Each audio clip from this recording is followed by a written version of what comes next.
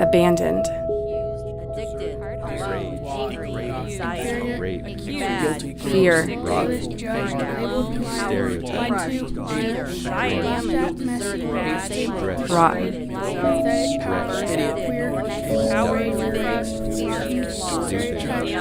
lied to, worthless.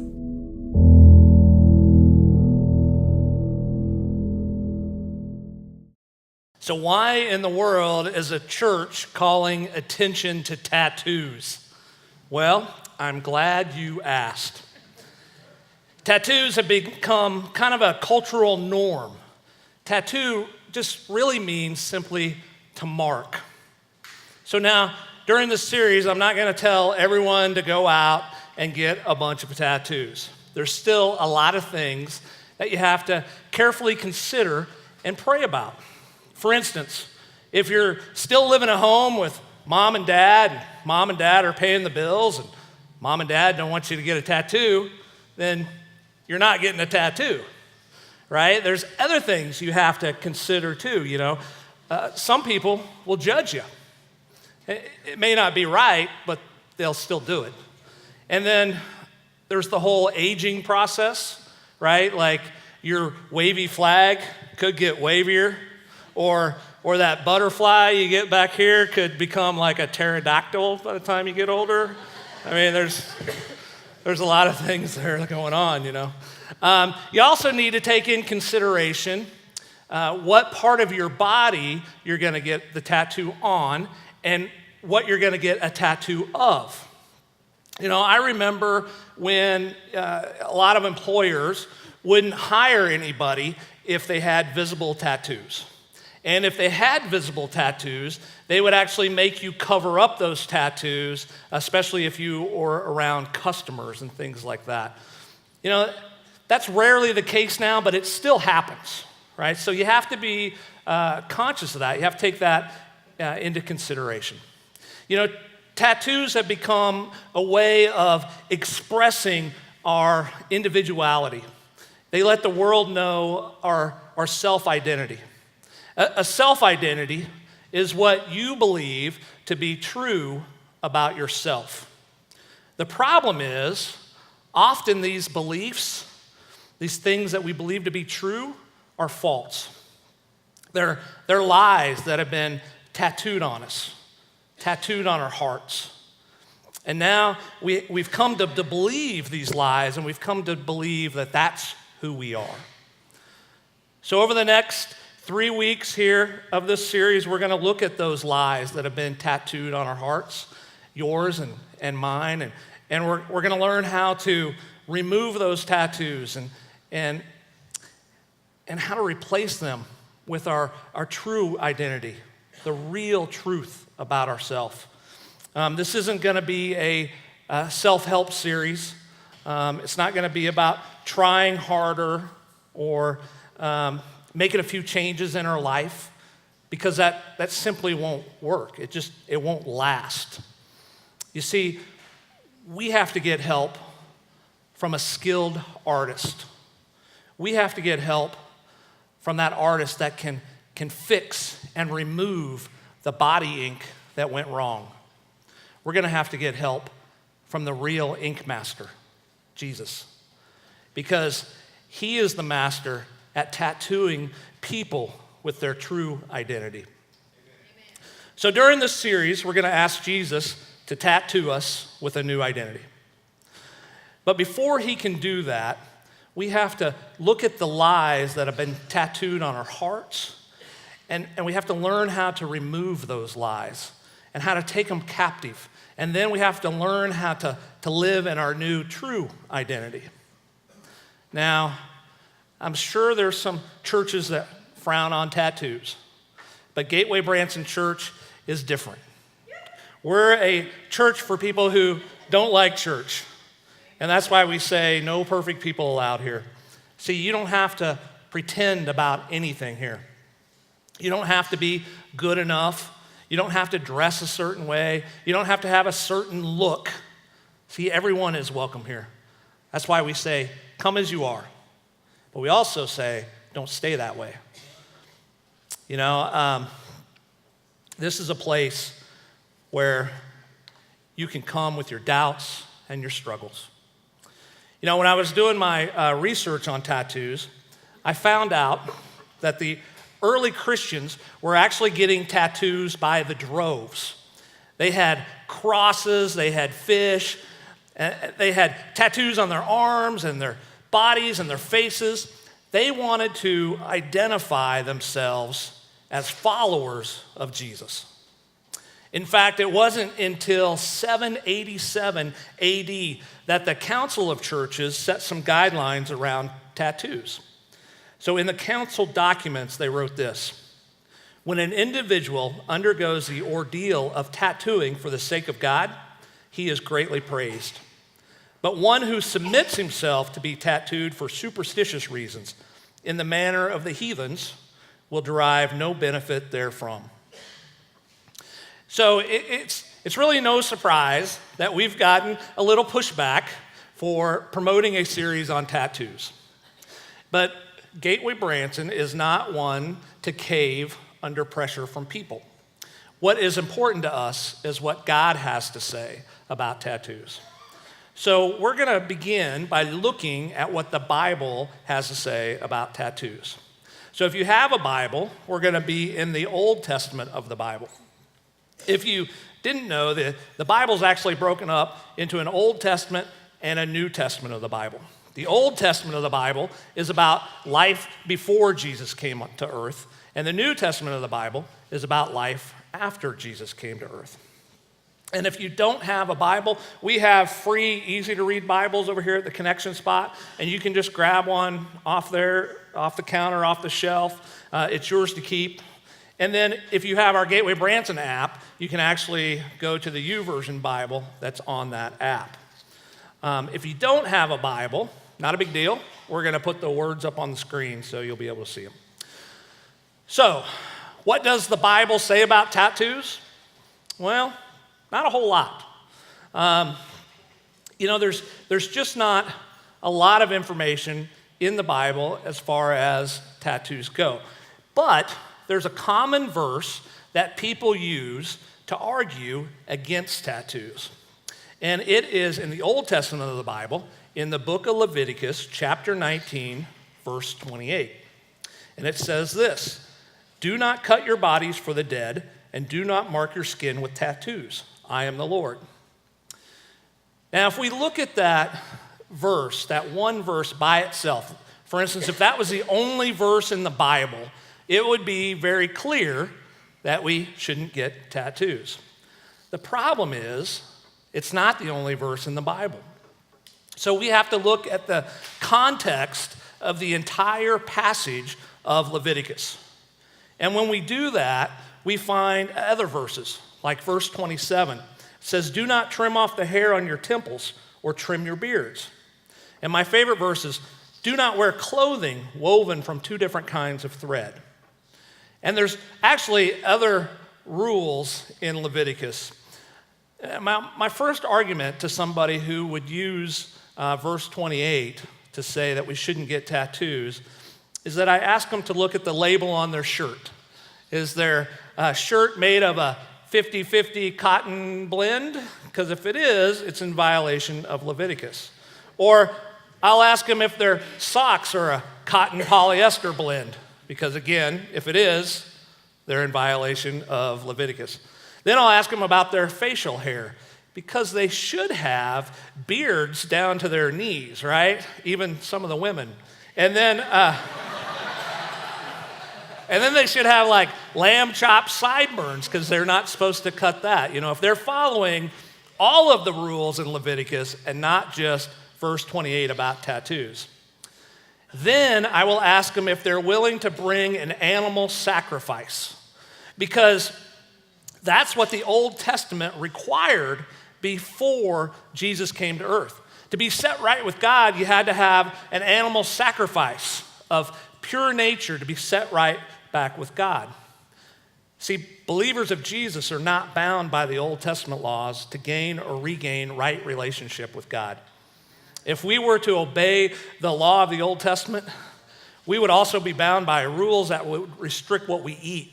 Like we wouldn't be able to eat shellfish or pork. We'd have to have a certain hairstyle. Even eating cheese on hamburgers would be in violation of that. Can you believe that? No cheese? What would pizza be like without cheese? You know, and some also feel that modifying the body somehow defiles God's creation. But if this were true, would it be right to pierce your ears or correct a club foot or clip your nails or get braces from a dentist? See, the Old Testament law was designed by God to lead people to Jesus. Now that Jesus has come and set us free, we are not under the law for our good standing with God. Our right standing before God comes from placing our trust in Jesus. It comes from placing the trust that his death on the cross was to pay for our sins, for our wrongs, our past, our present, and our future. It doesn't come from following Old Testament regulations. So then, what does Leviticus really mean? So if we study the context of this, we find that the Israeli people have just escaped Egyptian rule. And with the help of God, God wants to have a deeper relationship with them. So he enters into a covenant with them. It's an agreement, the Ten Commandments. But the Israel people, they rebel, they break their agreement with God. They turn away from God and begin to worship false gods, or what they called pagan idols. They do things like eat raw, bloody meat. They began fortune telling. They cut their hair a certain way so that they can look like the priests of the false cults. They cut and mark their body for dead people, thinking that they would be able to inherit their spirits. They wear outrageous clothing made of dead animals. And they do a lot more. And so all of those things that they're doing are leading God's people away from him. So God is trying to bring them back into right relationship. See, that stuff's leading them towards false gods that weren't gods at all. And so God sets these standards so that he can bring his people back to him, to separate them from worshiping false gods to worshiping the one true God. Basically, he says, if you want to have a relationship with me, you can't be doing that stuff any longer. Now, there's a second place in Scripture a lot of times that people will refer to when we're talking about tattoos. It's in the New Testament of the Bible, in 1 Corinthians chapter 6, verses 19 and 20. It says, "Don't you realize that your body is the temple of the Holy Spirit who lives in you and was given to you by God? You do not belong to yourself, for God bought you with a high price, so you must honor God with your body." So again, reading that at first glance, these verses would say to treat your body as a temple, and the argument would be made that you wouldn't tattoo a temple, right? But when you look at the context of the entire passage, the writer Paul is actually referring to sexual sin, or sex outside of the way God designed it to be. See, look what it says in verse 18, right before those messages. He says, "Run from sexual sin. No other sin so clearly affects the body as this one does, for sexual immorality is a sin against your own body." So Paul's referring to your body being a temple when it's in regards to sex in that passage. So we see that God is not against tattoos as long as they are not a sign for the worship of false gods or for dead people. But what else does God say about tattoos in the Bible? Well, not a whole lot again. But there are some figurative passages we can look at, like in the book of Isaiah in the Old Testament of the Bible. In chapter 49, verse 16, we see this. God says, "See, I have written your name on the palms of my hands." So if we look at the context of this, God is talking about the future restoration of his people coming back to him. if we look at that figuratively, this passage really means that I'm so devoted to you, I cannot stop thinking about you. And so think of this for an example. You've heard the saying, it's raining cats and dogs. Well, that's a figurative saying, right? It's not literally raining dogs and cats, but when you hear that saying, you know that it's raining really hard. And so that's kind of where God's going with this.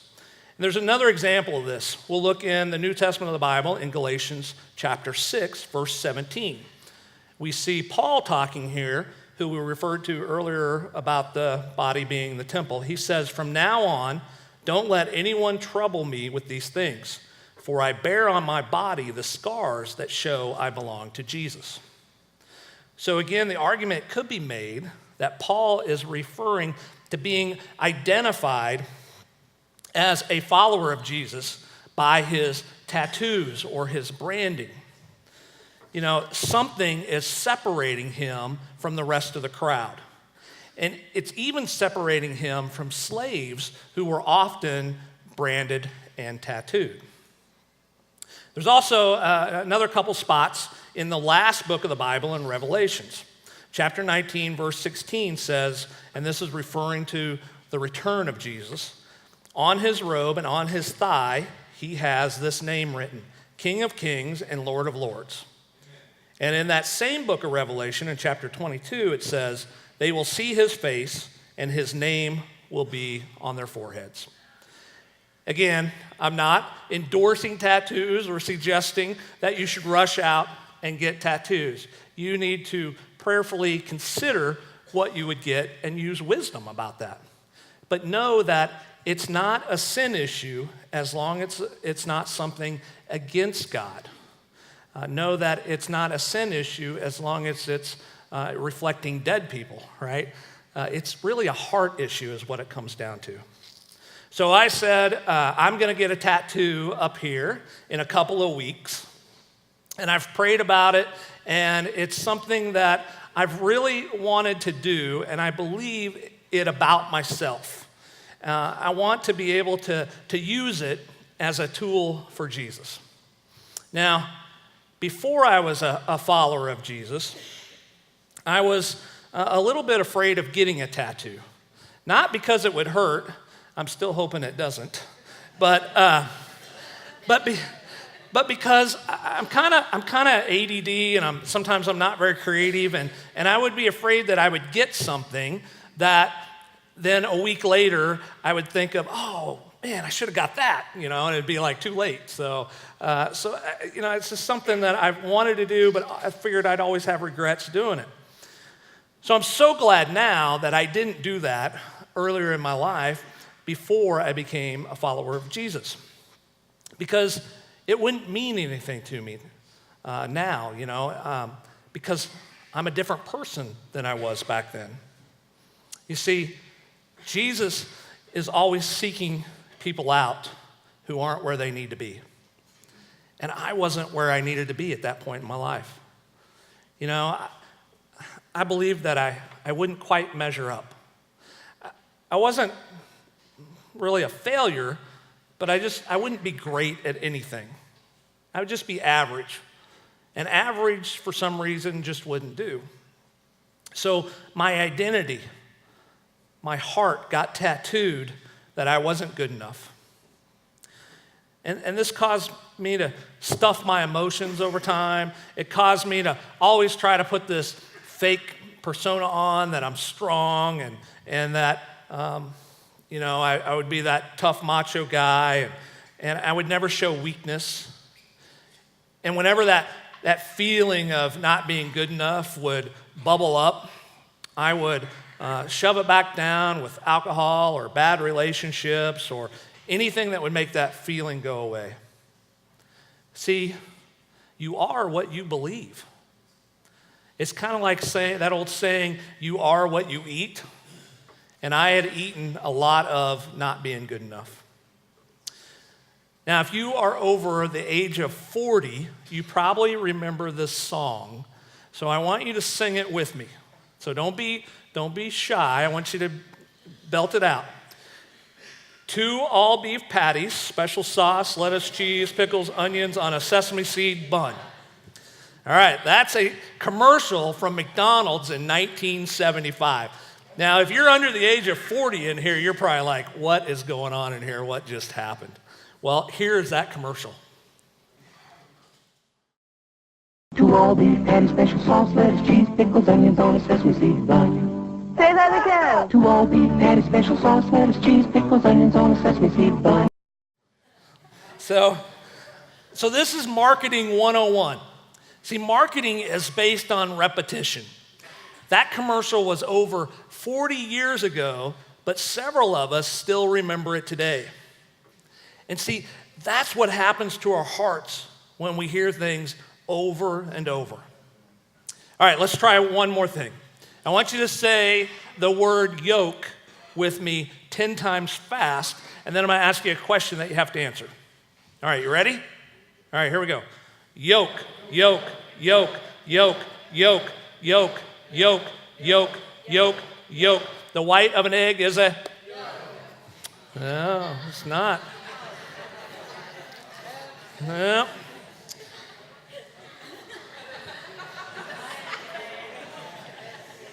Hey, it's an 11 o'clock service for a reason. Come on now.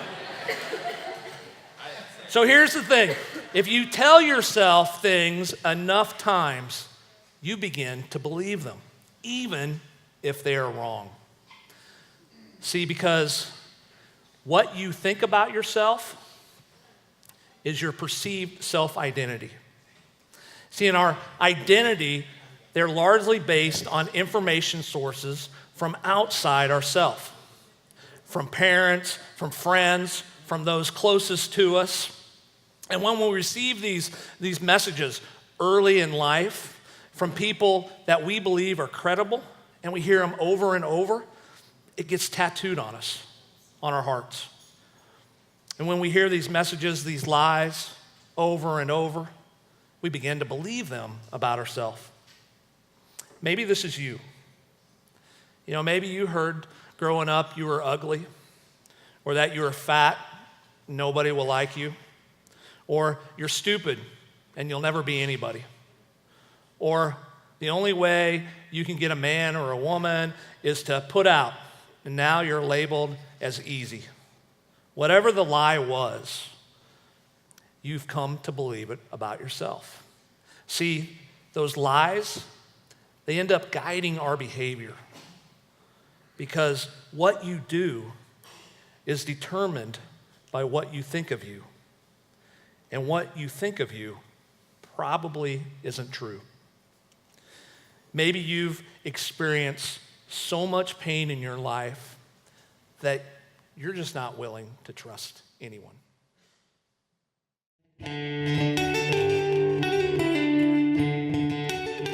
Well, I got trust no one on my stomach, and I got it at a time that I kind of felt like I didn't have anybody at all. It was the most, significant tattoo that I'd gotten during my, tat experience, but that was a pretty rough part of my life, I mean, it came out good and everything. It's a nice tattoo, but it's still, I look at it now and I kind of don't know so much as have regrets, but it's, it reminds me where I came from and what I've been through. Kind of lost myself, I guess. I strayed away from God, I strayed away from family. I quit talking to my mom. I just kind of cut everybody out. So it was, I was bouncing around place to place and I had no purpose. I've been clean since December 2nd, and I started really looking at my life. So my tattoos, now I think about them and it's hard to really wrap my finger around them. I guess, I'm still working on letting go of all the past that I've done, all the past mistakes, all the past choices, and live a better life, So, I mean, it really changed, I guess, who I was or who I wanted to be. I mean, it had a role in, where I'm at now today, but, I'm trying to change the ways, how I used to live.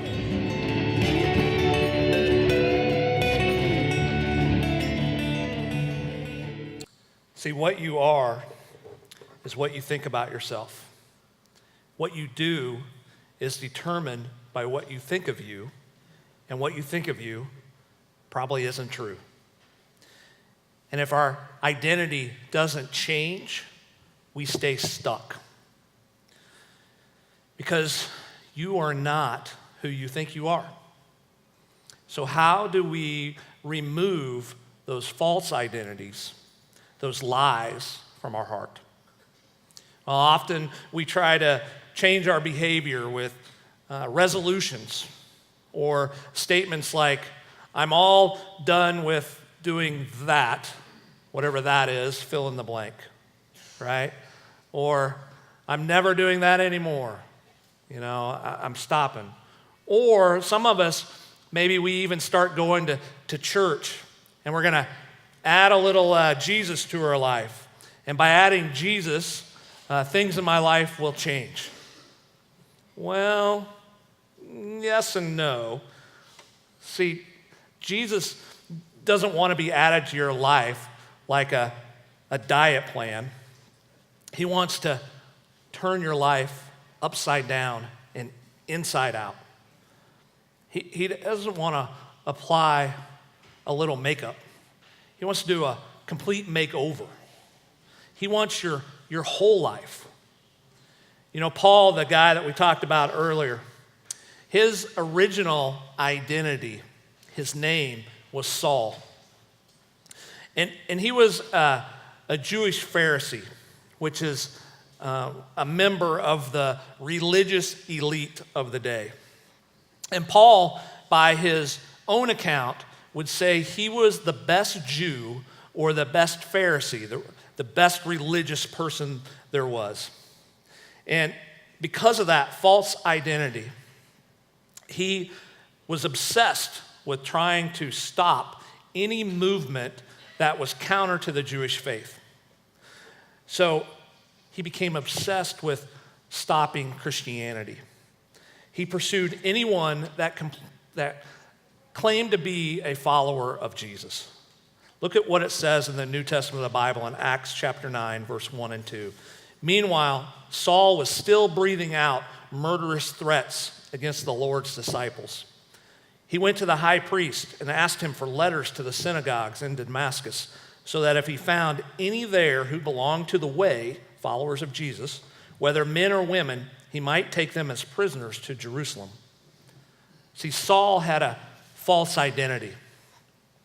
He needed to have an encounter with Jesus. He needed Jesus to turn his life upside down and inside out. Look what happens in the next passage. As he neared Damascus on his journey, suddenly a light from heaven flashed around him. He fell to the ground and heard a voice say to him, Saul, Saul, why do you persecute me? Who are you, Lord? Saul asked. I am Jesus, whom you are persecuting. You see, Jesus is always seeking people out who aren't where they need to be. Saul wasn't where he needed to be. After this encounter, he got a new identity, his true identity. He would become Paul and become the writer of about half of the New Testament and one of the first church planners. He became a devoted follower of Jesus. So what is the lie you believe about yourself? Is it that you're not good enough? Or that you won't measure up? Or that you're fat? Or that you're ugly? Or that you're stupid? Or fill in the blank. See, we have to identify the lie before we can begin to remove it. On your chairs, we've given you some Post-it notes. And what we want you to do during this series is to write down what that lie is on that Post-it note. What is that lie that you have come to believe about yourself? And maybe you don't know. So take this moment to ask Jesus to help you identify it. And maybe there's more than one lie. Maybe there's several things that you believe about yourself. Write those down too. Because here's the deal. Even if you get a tattoo with a cross and a picture of Jesus, it does not mean that your heart has been transformed. See, because what Jesus wants is your whole heart, your whole mind, your whole soul. And when we give him all of us, then he gives us new life, a full and meaningful life, a life that lasts forever. So the band's going to come up here, and they're going to sing some songs, to God and for God and about God. And while they sing those songs, I want you to write down those lies. And then around the room, you'll see whiteboards. And I want you to stick that note, that lie, on that whiteboard. See, because once you've identified your false identity, we can start the process of removing it. And that's why you won't want to miss next week as we dive into removing the lie and begin to recognize who our true identity is in Jesus. And we don't pass an offering bucket here at Gateway. It's just our gift to you. We just hope that you will stick it out through these next few weeks in this series and just learn how we can become new people in Jesus. If Gateway is your church home, we've got offering buckets in the back there. We've got giving stations. You can go on our website and give. And you can help us reach more people who need to know what their true identity in Jesus is. If you are here and you're struggling with something, we're going to have people by the garage door and people by this door over here to my left, your right, that would love to pray with you and for you. And so as the band plays these songs, ask God to help you identify what that lie is. And then let's start the process of removing it and sticking it on those boards.